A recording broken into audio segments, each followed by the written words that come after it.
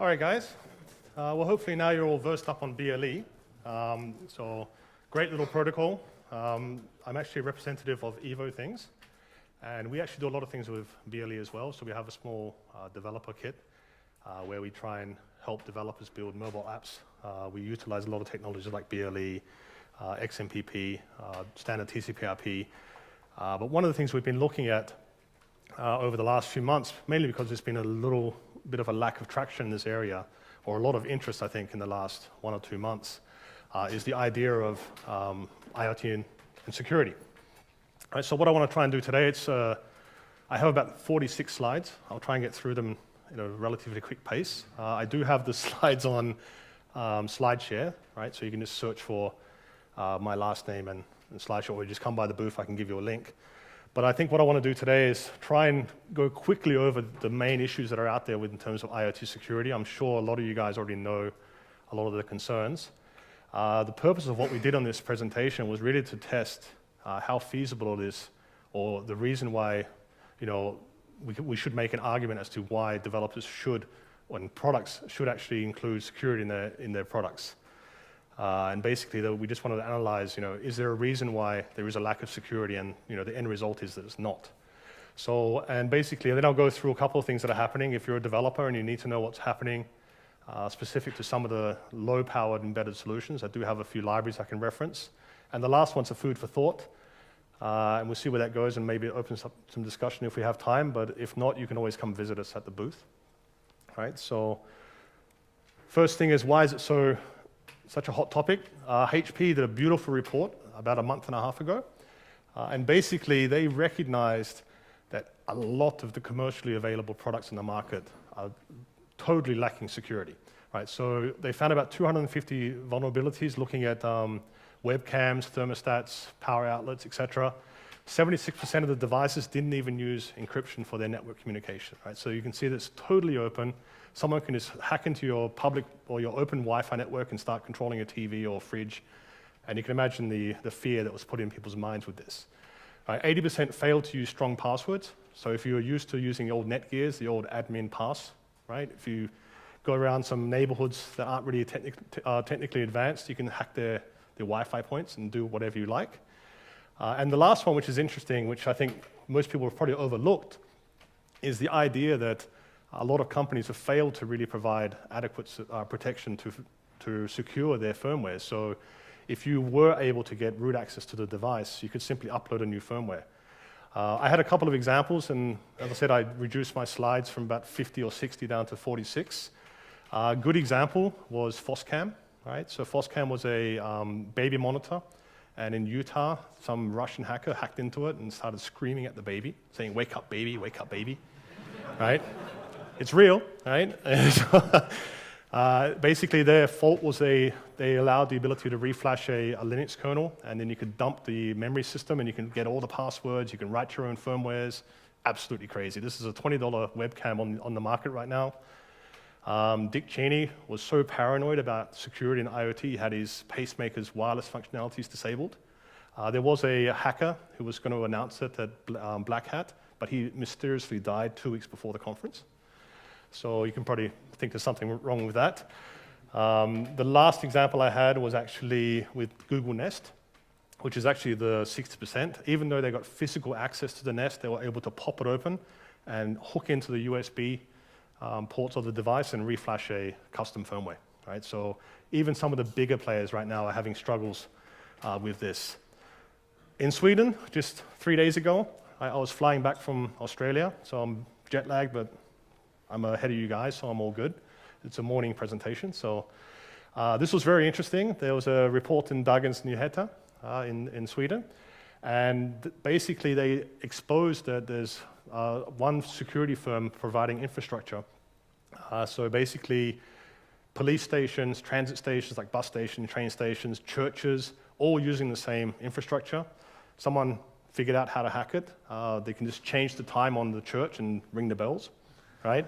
Apparently, they could also open sensitive doors. So they say, look, you want to get access to that room? Open. Right? So the police station actually, I think half an hour after the report went out, pulled the plug. Right? So this is really getting serious, and this is the whole thing about IoT and security getting a lot of exposure right now, so it definitely needs to be something we did solve. So why is it an issue? First issue is we're right at this peak of this hype cycle, right? So everyone wants to talk about IoT. They want to get involved with IoT. Secondly, we've got a lot of microcontrollers hitting the market, like you have your Arduinos, your Raspberry Pis, you have your BeagleBones, you have these custom embedded solutions. There's probably about 400 to 500 well-known devices out there.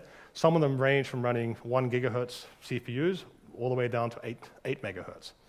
Right? So what's happening on the market right now, due to this big hype, is I like to call it companies making land grabs. Right? So they're saying, let's just release something and we're an IoT. Right? Every company is saying IoT, IoT. I think some companies are saying we don't want to use that buzzword anymore. They're trying to think, let's go to the smart homes or the wearables and stay away from IoT because it's getting diluted so bad. The focus is about releasing products, not about the quality.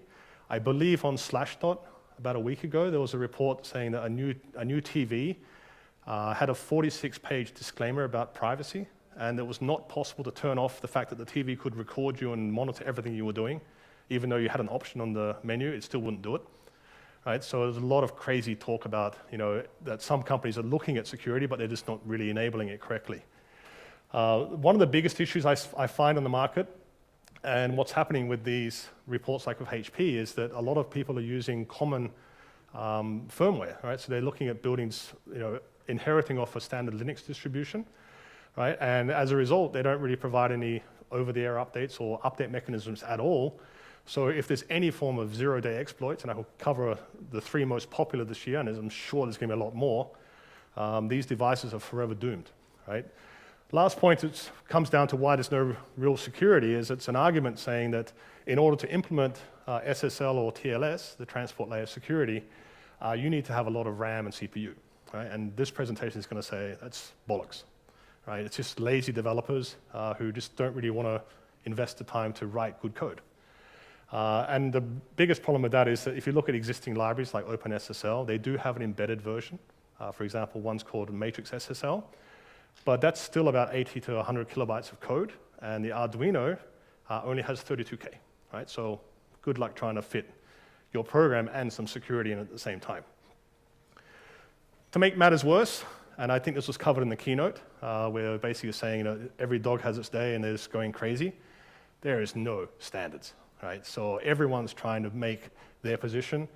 It's a pity that the IEEE came in so late into the picture. It would have been great if they were doing stuff 10 years ago, because then we wouldn't have this mess. But everyone's trying to say, not invented here, I have to create my own, I want to own the IP. Right? So we have all these things here, and they have their own set of protocols. They're defining different set of security requirements. And we're going to find that what's going to happen in the long run is that we're going to have silos of different divisions of IoT, and they're just going to have different standards. Right? So it's a pity there's no universal standard. Even with all the efforts, it's just not going to happen very quickly. So these are the zero-day exploits. I'm sure you've heard about them all. Right? Hartley was a nice one. Right? If you had any OpenSSL servers, Shell Shock was a beautiful one as well. That was so nice that you could actually pull down systems by browsing the web, setting a custom user agent string. Right? And you can actually have a server denial service on itself just by making one request. Right? The other one that came out was Poodle. Poodle is quite interesting because that's also another OpenSSL one. And the most recent exploit I saw was the fact that the SSL libraries would actually still negotiate an SSL3 handshake even if the code was compiled to disable SSL3. Right? So this is really scary stuff. And if you're basically looking at building an environment and you're looking at operating systems, right, what are your choices? Do you go bare bones, or do you actually go with some existing OS and hope that nothing really goes wrong? Right? So I'm more the type to go for bare bones, but there are some opportunities where you do have to use an existing Linux, or there are some real-time operating systems like ARM Mbed and RTOS being developed as well. But I would typically try and avoid that. One last thing in regards to security, it's not just about encryption. There's a lot more to security than encryption. So we have, integrity of information, authentication. Are we dealing with the right people? Non-repudiation is along the lines of saying, if someone does something, we want to hold them accountable. And of course, confidentiality. There's a great blog post there. You can grab this from the SlideShare presentation. So hopefully, got through all the junk. Let's get to the serious stuff. So one of the things we looked at for Arduino is that we had a very limited CPU, and we said, what can we do with this thing? So the idea was saying, let's look at the most complicated algorithm out there, which is basically a public key cryptography.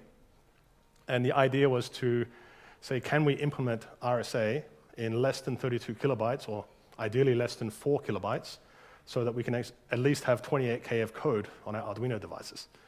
Right? So the idea here is, if you're not familiar with public key cryptography, if you want to send something to someone, they give you your public key, you then encode a message with that public key, then on the receiving side, they would decrypt it using their private key, and obviously they're the only people that can decrypt that information and get the message back, right? So this is typically a standard protocol used for TLS, right? So typically if you use SSL, it's normally a public key cryptography exchange for exchanging a symmetric key for doing some form of stream cipher like AES.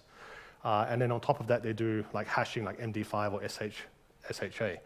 So key thing here was, out of those three algorithms, right, RSA was saying, that's the bitch, right? That's the hard one.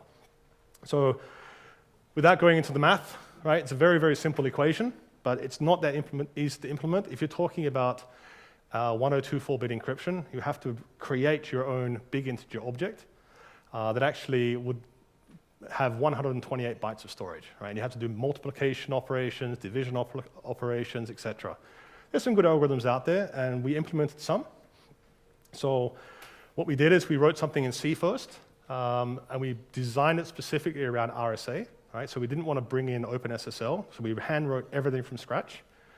Right? We define our keys as raw bit streams, because if you use an existing web server that has like a key exchange, the key itself is about 1.5K, and you've got 2K of RAM, right? So obviously not feasible to, work with official systems by downloading the UU encoded versions of the keys. We designed it to be portable and have a very small code footprint, and you will see the results soon. And we basically did 128, 256, 512, 1024, and 248 where permissible on the devices. So it was very simple to work with. We just had a couple of library functions. So I wrote my own library around big integers and implemented the algorithms as per what's out there on the market. It's pretty well defined for RSA. It's going to be just as easy to do for elliptic curve as well. Elliptic curve has a better security in terms of the bit sizes, but the NSA kind of provided NIST a recommendation for the curve configuration, and I wouldn't really trust that either right now. Right, so what we did, this was the code, implemented it. So here's some results. Right? So for an Arduino Uno, which is the lowest powered Arduino device out there, obviously a public key, I guess you couldn't call it encryption or encoding because the algorithm is exactly the same. When you use a public key, you have a smaller exponent. So the public key encryption is actually faster than the private one, because the private one's actually typically a massive number. So if you're dealing with a 1024-bit key size, then you can imagine doing mathematics like, a to the power of e with numbers that are 300 decimal digits long. Right? So that's how complicated this type of mathematics is. Obviously, if you go to 2048, then you're looking at about 650 or 670 decimal points. So not bad. Arduino running at 16 megahertz. We got a public key encryption down to 16 seconds. Not really something you can use commercially. But it was with C, right? So as a hardcore developer still using VI and command line, I decided to convert it to assembly. And we basically got a 48% performance boost, right? So the message here is, even with the minimalistic Arduino type device, there are some devices that run at 8 megahertz, but they're mainly for, wearables and, not really something you hook up to sensors, just really for, parties and stuff like this, like the LilyPad. But basically, we got it down to saying, we can actually encode an AES key in 8 seconds, which is not too bad, right? You can actually do that and possibly reconnect later on. You can see that decrypting it on an Arduino Uno, takes 727 seconds, which is a good 2.5 minutes. I think it might be a little more. I have to do the math. Yeah, actually, no, it's 10 minutes if I do the math correctly. So it's not really feasible to do that type of stuff. But I think the key thing here is that if we look at the SSL and TLS, you only need to do RSA once, right? Because then once you have that exchange of that symmetric key securely, then you can use the stream cipher. Then the AES is actually quite feasible on Arduino, right? Upgrading the device, we decided let's just pull out the ARM, right? And the Duet actually has an 84 megahertz ARM CPU, and we were able to do that initial public key encryption in 1 second, which is okay, not bad for 84 megahertz. The private key took about 1.5 minutes, so it's 88 seconds there. And of course we can do 204 bits, so you can see the exponential growth. As the keys get more and more larger, it gets more and more complicated to do the mathematics. Now with private key decryption, you can implement what's called a Chinese remainder theorem, but that requires that you have the exponent or the two prime numbers and the inverse prime, which we don't have space for. Right? So you could do it if you worked with lower bit sizes, right? But you'll see these numbers are quite largely different, mainly because they use exactly the same algorithm in both scenarios. There is an optimization called the Chinese remainder theorem that will do a 4 times or 5 times speed up. So most servers will do all this work for you for free. On the Yun, this was a very interesting device. This is a device that has 2 CPUs. It has a Atmega CPU, just like the Uno and the Leonardo, but it also comes with this nice beefy 400 megahertz MIPS processor. So to test, let's look at all the crazy scenarios. I wrote a small sketch from the Arduino and had a small Linux program running on the Atheros chip. And when I wanted to encrypt something, I send a message to Linux saying, do the work, and then send the results back. And interestingly enough, we got 1024-bit down to 700 milliseconds, right? And 10 seconds for the encryption, for the decryption using the private key. What's interesting with this is that we compare it to, comparing MIPS to x86. If you look at that number there for 1024-bit, the decryption is 10 seconds here, and on the Galileo, which is a raw 400 megahertz Intel, it's actually 16, right? So even with that dual processor situation and the overhead of communicating back and forth, MIPS is destroying Intel, right, in terms of CPUs. Now, I don't know how many of you guys have heard about the Galileo and all these other devices, but I'm sure you've heard about the next device, right? So Intel's done a lot of work pushing this little sucker, and you can see the boost basically going from 192 milliseconds all the way down to 76 using the Edison, right? So surely you guys have heard of Edison, right? So they did a good job with that, it's just it sucks a lot of power, right? So I think the biggest challenge we have here is that you can see that, yes, we can go to more powerful CPUs, but if we run into situations where we need to have a device that's doing simple monitoring and then reporting, and it needs to run off AA batteries for 3 months, it's not going to happen with these type of devices, right? So basically the key thing here is, we did the math, looked at the compile options. So with AVR, if we did an empty sketch, it was actually 450 bytes. That's basically a hello world scenario. We put the code enabled to do the RSA, and you can see there it actually used about 3.5 kilobytes of code and under 1 kilobyte of RAM. So we still had, 28K of code to do other things, and a whole 1K of RAM for doing other things, right? So, of course, other devices, they do have more RAM and so forth. This is like the absolute crazy, I'm insane, let's add security to an Uno, right? ARM actually does a lot better, right? So with ARM, the basic sketch was 10K, and it just was increased to 12K, right? So you can see that the resulting code size was just 1,400 bytes, which is nothing, right? If you consider, the available amount of space, like you can have 96 kilobytes of program memory. So, very, very easy to add RSA to your devices. They also have a lot more RAM, so, I think it's basically, with the variables there, you have 96K of RAM, we've used 981 bytes, right? So, nothing. On Intel, not so nice.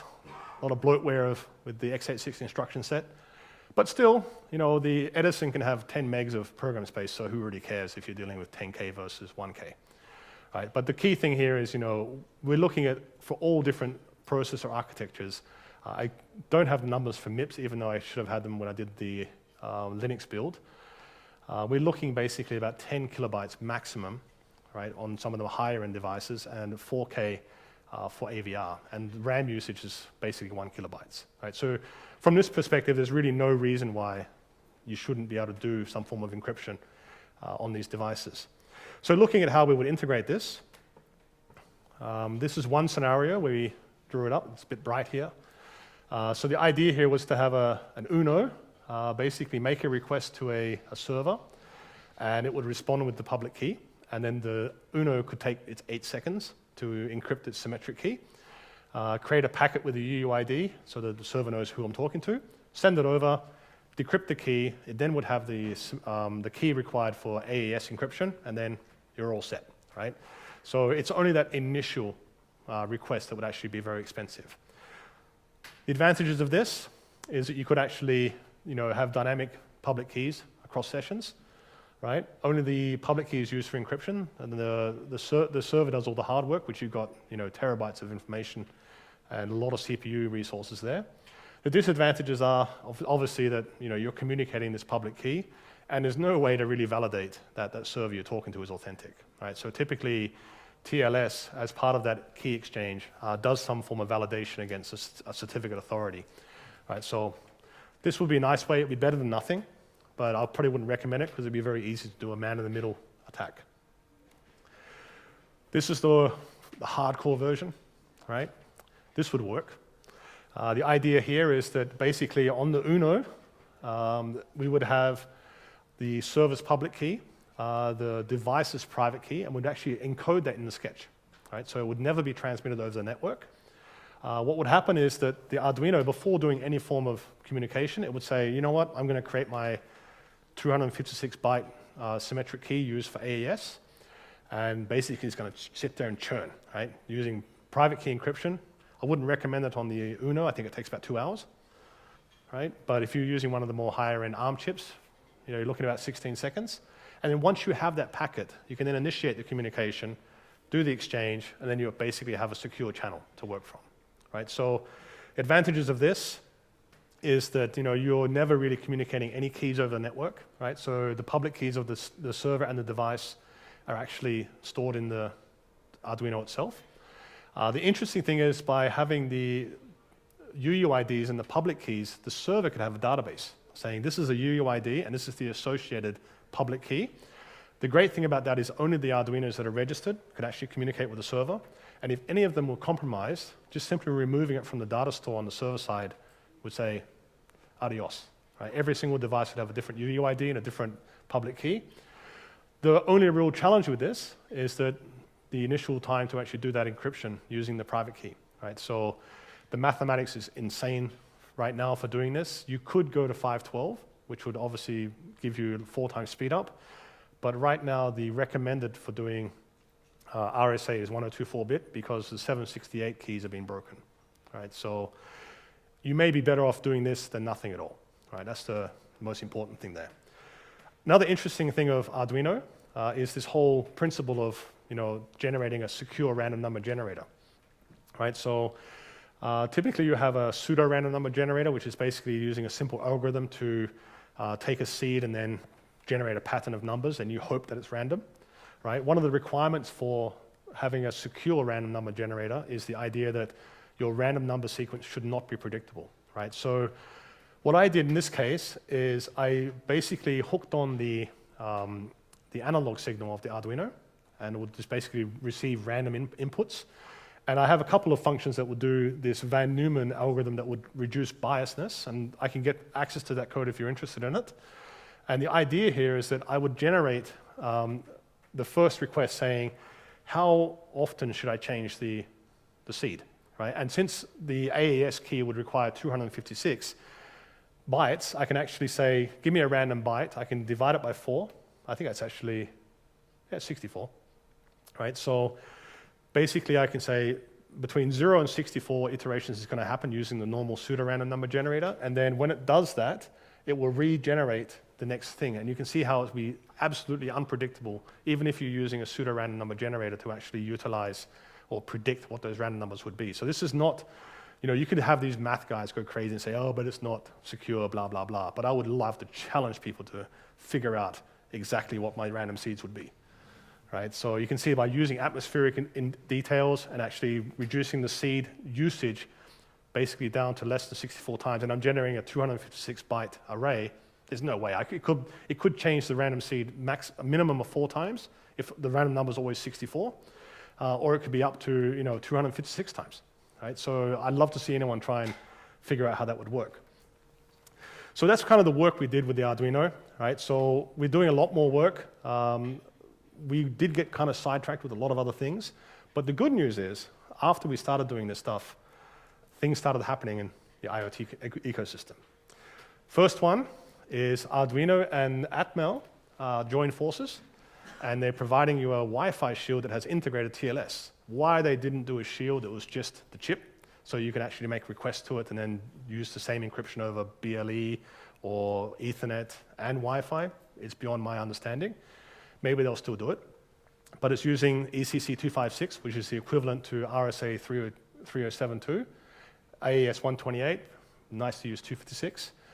But basically, it's just a shield that you plug in and do normal Wi-Fi stuff, and it will be transparent, providing you complete TLS. Right? A bit expensive. I think it's like $70. Right? So if you've got an Arduino for 30, it's kind of double the price. Right? So you can write it in code.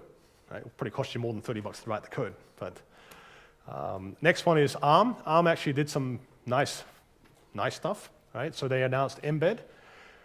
Basically, they're providing not really an OS, but kind of a set of frameworks for you to work from. So they're providing you crypto and device security, device management, IPv4 and v6, 6LoWPAN, trying to give you all the libraries you can do and build a bare bones OS. But unfortunately, it's specific for the Cortex M7. Right? So they believe that everyone's going to be buying Cortex M7s because we can make them for $1. Right? But unfortunately, until they can get that power consumption right down, AVRs are still going to be used. What I liked seeing on the community is Safe released a library, the first library that actually did do end-to-end encryption. That's more than just hashing and so forth. They provided a ECDSA, which is one of the implementations for elliptic curve. I think it uses a lot of memory. I'm sure I can go into that code and rip out a couple of bytes from RAM usage. Might be worth it. But it's a good start. I think it's great that the community is actually doing this. This is an MIT-based license as well, so that's good. One that's been around for a while is the AVR CryptoLib. Unfortunately, this doesn't do RSA or ECC at this point, but it does a lot of stream ciphers, hash functions, so you can actually maybe combine two things together. So this is a great thing that's actually appeared even after we started doing the work. We started seeing these things pop up. Some of these things were only announced in the last 2 or 3 weeks. Right? So things are changing as we go more and more further. Got 2 minutes left. Managed to squeeze it. So one of the interesting things I like to cover, and I think this is a great area of discussion, is are we really approaching security in the right way? Right? So traditionally, right, we've been copying the physical world when looking at security. So we have firewalls, we have keys, we have safe zones, et cetera, DMZs, right? Problem with that is that you're trying to basically say, from start, let's try and be secure, right? That's impossible, right? Someone's always going to find the flaw. There's always going to be more powerful CPUs or processors entering the market to break keys and so forth. So I found an interesting article on EE India Times where researchers were actually looking at maybe we should look at nature, right? So looking at a biological approach to actually doing security. Right? So the idea is saying, just like organisms have been on this planet for billions of years, survival of the fittest, right? Expect to get infected, but design systems in a way such that if you do detect the intrusion of some form, isolate it and have a new node spawn. A lot of interesting discussion around this. I don't see this happening on AVR CPUs in the short term. It's going to be difficult enough to do on a 1.2 gigahertz machine, right? But at least it gives a lot of interesting ideas, and it comes back really to the diversity of nature, right? So classic study here is the idea of potatoes, right? So there's a potato that's susceptible to disease, right? And if you have a diverse environment where you have a lot of potatoes, different types of brands, and you get an infection, the diverse environment will still have some guys left over, right? And as you evolve these type of biological security solutions and you become different from everyone else, even if you're using traditional solutions, stay away from the Linuxes and stuff like this and try and build your own custom solutions, because the more diverse you are, the less likely you're going to have this last scenario here where you have a crop that's only this specific type of potato, disease comes in, everyone's dead, right? So that's the worst case scenario, and if we keep going the route of reusing Linux or certain distributions and not having update mechanisms, right, you can see how we're going to run ourselves into a lot of problems. I saw on the presentation, or the booklet, about that the guess was there's 50 billion devices. Here's 4 different numbers from 4 different companies. Gartner's saying 26, Cisco and Ericsson are saying 50, Intel's saying 200, right? And IDC is saying 220 billion right now. I think the key message of this is there's actually time to talk to the people making products, talk to developers, right? At least implement some form of security, because right now it's just getting out of hand. So that is 1 minute over, and I squeezed it in. So I'll be open to questions. I know we have a break now, but I can be at the table if you guys are interested to know what we did and how we did it. We haven't released the code for that stuff yet. We're still working on it. We are trying to build a solution that could actually talk to a real TLS server. We're very close, but we just didn't have results for you now. And contact information, is my email address. I do have a private blog where I cover a lot of topics.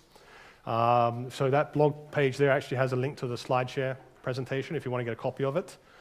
But by all means, come by the booth, and we will happily show you our development environment, but this is something that's close to my heart, and I think something that, as an industry, we need to solve. So thank you, everyone.